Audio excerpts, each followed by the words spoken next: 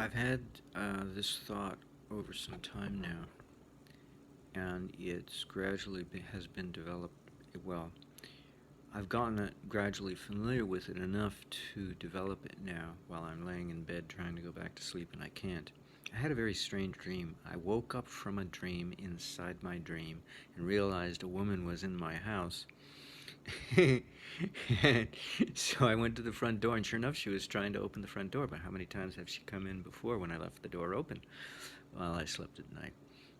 And then I realized that I have a neighbor who's astral traveling into my home. And I think I know who it is, a smoker.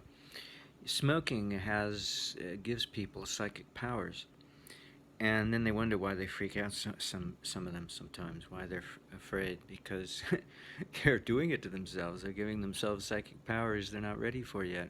Anyway, Milarepa was a saint who loved a demon unconditionally and turned the demon into a non-demon. It was no longer demonic. Now, I've had the thought recently, and it's been lingering in my brain. See, it's been bothering me. Charlie Lutz used to say that angels are created perfect for whatever function they are intended to provide or service, and they provide it perfectly. They're robots. They don't have free will, and they can't make a mistake. So if the angel in question was designed, let's say, to be in charge of a certain duty, they perform that duty, and they perform it flawlessly all the time, every time, without error and without any mean streak. And so where did demons come from? And I always felt that humans had something to do with their creation. Why else would they be here, bothering us and not bothering anybody else? But I have a different rationale now. I had the experience back when I was 19, when I had glimpses of God consciousness. So not merely cosmic consciousness, but I went beyond that. I had some of that, but mostly it was God consciousness and a little bit of unity, but mostly God consciousness. And that's a refinement of perception of an enlightened saint. But I was having glimpses of it. Now, one of the things I glimpsed was the reality that all of our thoughts are beings. Every time we think a thought, it doesn't have to be a voluntary thought, it can be an involuntary thought. That's a being of our creation. And they diminish. Now, being that I was having a taste of God consciousness, I was not enlightened. I was simply having a taste of it. And the thoughts that I saw as beings were diminishing in stature over time. And they never die. They just keep diminishing, and they never wink out completely. They just keep getting less and less significant, less and less powerful, less and less pure, more and more incoherent. They go downwards in evolution. It's really bizarre. And I always reason to myself that the minute the person becomes enlightened, now all their thoughts go the opposite direction. And the reason why I reason this way is because we've always known that we are the product of our Creator, right? He brought us into being. Well, but only because, or once, that being became absolute. Because they too were imperfect humans at one time, and before that, some other life form. They're evolving, and only because their creator was perfect when that creator created them.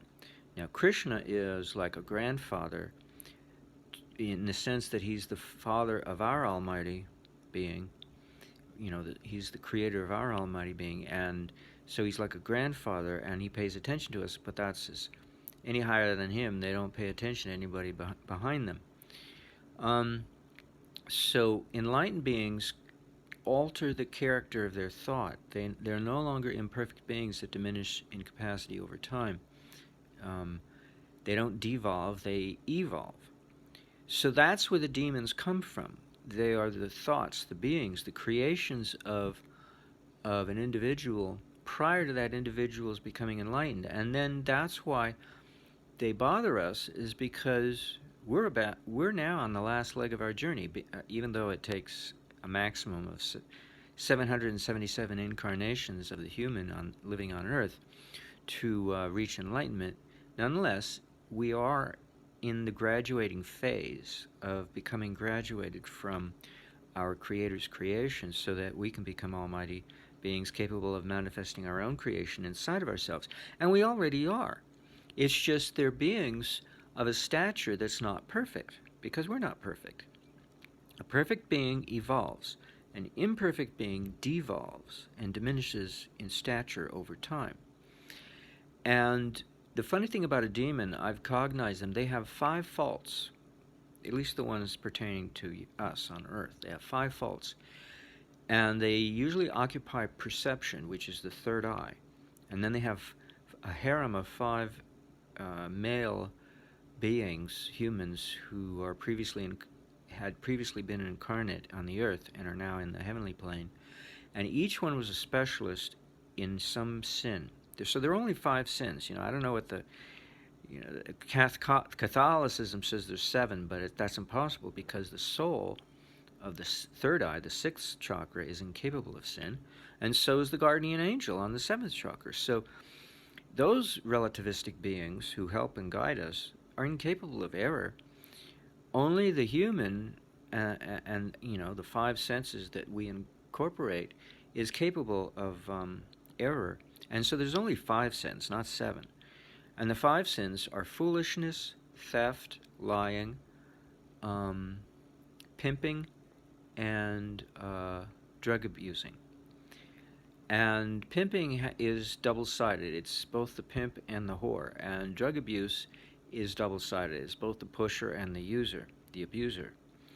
But when I cognized a she-devil situated on my third eye during meditation one time, many years ago, about 40, she had a harem of 5 guys, and the guy that intrigued me the most was the fool.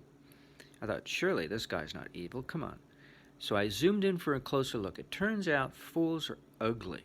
They are so disgustingly ugly.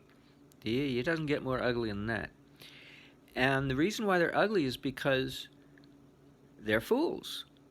They've lived foolish lifetime after foolish lifetime, and so they've developed this habit pattern of having a hideous face, or hideous appearance in general, particularly the face, but the whole body, everything, their whole presence, their psychology, everything about them is disgusting because they're foolish. So now I know why foolishness is a form of evil, because it creates a being. It fashions and evolves a being into a status of being very, very ugly. And ancient Greece had 2 pillars, truth and beauty, beauty and truth, and everything ran on both. And so we could say, the yang or male characteristic is truth, and the female or yin characteristic is beauty, but they're both the pillars epitomizing a perfect life, truth and beauty. Because you're not foolish and you don't steal. I don't know how the 5 sins are organized themselves around both of those, but regardless. Now, a demon has no sense of logic. They'll just put a premise in your... and yet they have a public life. See, this is the other thing. We talk about the private life and the public life.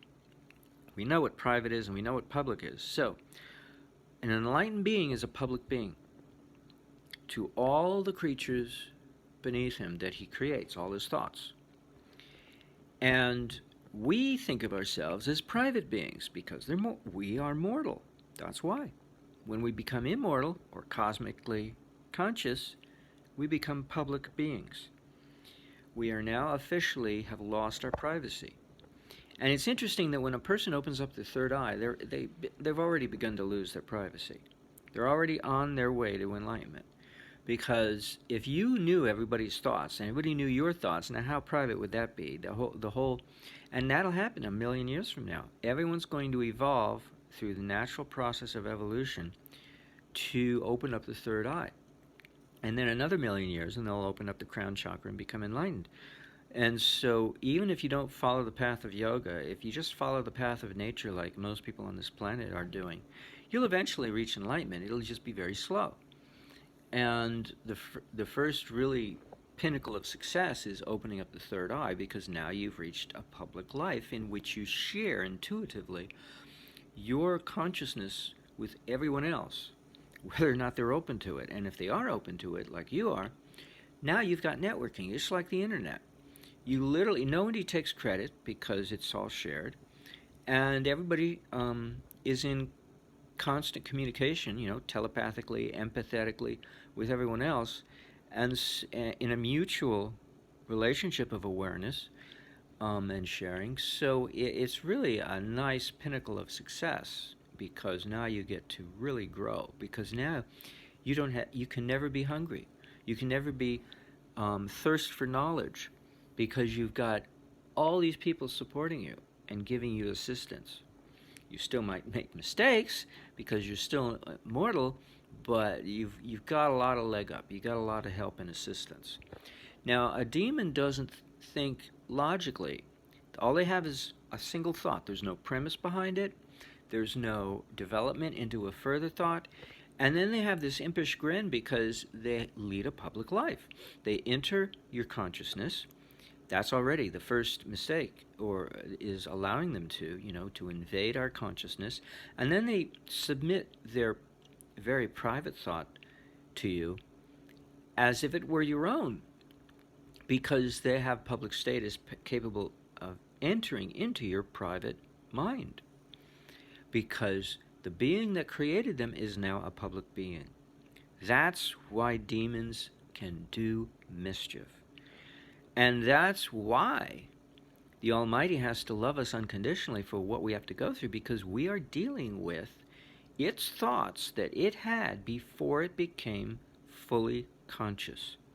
Until a person becomes fully conscious, they're not enlightened. They're not cosmically conscious, at the very least. They're mortals. But once they become fully awake, all the time, 24/7, even upon death of the body, now they never lose their awareness. They're always awake. And that renders them a public status, and that renders a public status to all their thoughts, including the prior thoughts they had for all of eternity, before they became enlightened, when they were mortal.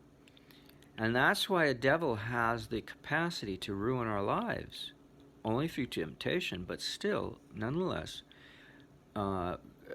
inject a factor of ruination that can help contribute to our ruination, should we elect to go down that path.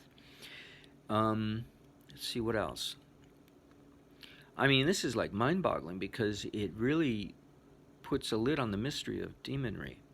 I can now fully understand and appreciate where demons come from and why they exist. Why would the Creator allow their existence? Because he had to. He had to think a thought like anybody else. Even animals think thoughts, They're not enlightened. So, I mean, that's literally why we have to deal with demonic or demonry in a compassionate manner, because we're all imperfect, you and I, mortal beings, and we create these thoughts that are less than perfect. Sometimes we always intend the best for our thoughts, but unless we're enlightened, they're going to be imperfect. They're going to be demonic to one degree or another. We would like to lessen, as Charlie Lewis would say, we'd reduce our margin of error, but we still keep making mistakes, because the human nervous system is imperfect. Even for a saint who has reached perfection, they still have this shell of imperfection that they walk around inside of, and so they make mistakes. So I guess, maybe the demons, the havoc provokers, are the ones created by saints who became saints while they were still inside their imperfect body. That could be. There's a lot of twists and turns to this I'm still not sure of, but still, I'm getting more and more the hang of it. What is the nature of demonry? Why do they exist? Why can they tempt us, Well, why can they? Why can they enter a person whose mind is vulnerable to attack? I don't know. We're told that even saints are attacked by demons, but they don't pay attention to them, and I was told that's the correct attitude, is to not give them any credence. Because I remember one time one demon attacked me, and while I was meditating, he came into my mind, and he faced me right in front of me, and he said to my face, "I'm going to kill you." Now I know that was its intention all along, because demons don't don't ever harbor a kind thought to anyone, you know. And so I told my friends, and I said, I just I did turn my attention away from him, because I knew he was a demon, so that can't amount to anything useful. I can't take his word as being valid, because he's a demon. By their own nature, their character is invalid. It amounts to zippity doo dah, no importance whatsoever. And I think they're jealous of us. That's why they attack us, out of jealousy, because we have a status they do not have. But be that as it may, because we evolve, but they don't, because we were created after our Creator, including theirs, the same one, became enlightened, and so now we evolve, but they remain devolving, because they were fashioned and created at the time that our Creator, mutually shared between us, between demons and humans, was not yet immortal, was not yet perfect, or whatever the reason is. They were perfect in consciousness, but they were still inside their imperfect body, humanoid body. I don't know. Whatever the reason is, I have more cause now to be compassionate, because when you understand, automatically you're compassionate. And if you're compassionate, you automatically understand. It kind of works both ways. Regardless of which one came first, it doesn't really matter. What else? I think that's it. I think that's a really interesting thought. Now, my eyes have been closed all this time because I'm still half asleep. It's like I don't want to wake up. Even the light is too much. I turned on a lamp so I can make this video. And I held my cell phone now horizontally, because I'm learning my lesson. When I use the compression app on my phone, it makes everything bonkers. Oh well, so now I know better.